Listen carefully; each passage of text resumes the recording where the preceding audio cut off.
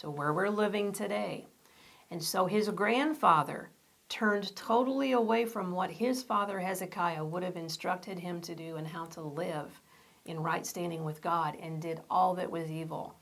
Between Ammon and Manasseh, it says that they were more ungodly than the heathen Amorites around them, the heathen nations. And that's saying a lot. They went the extra mile to do what was ungodly and unrighteous.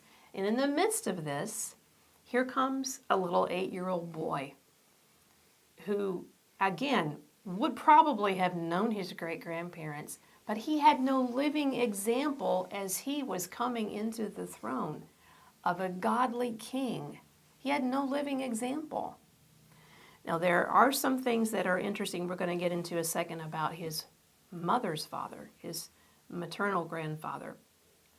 But again, consider this. An 8-year-old boy comes to the throne of Judah with no living examples at this time probably of godliness, but in him is planted a righteous seed. Inside of his heart is planted a righteous seed and divine appointment from God. So like Abraham, he was trusted of God in the midst of a heathen nation.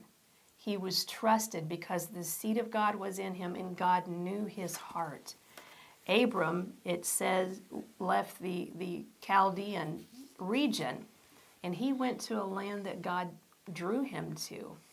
And it's interesting that in Genesis 14, God names Abram. He wasn't yet Abraham, but he names him the Hebrew.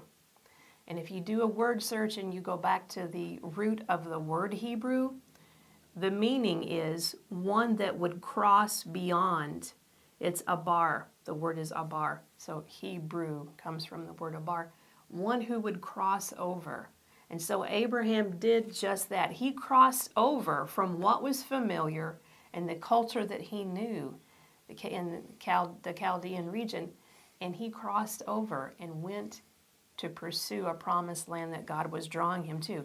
So we see a parallel with this 8-year-old boy.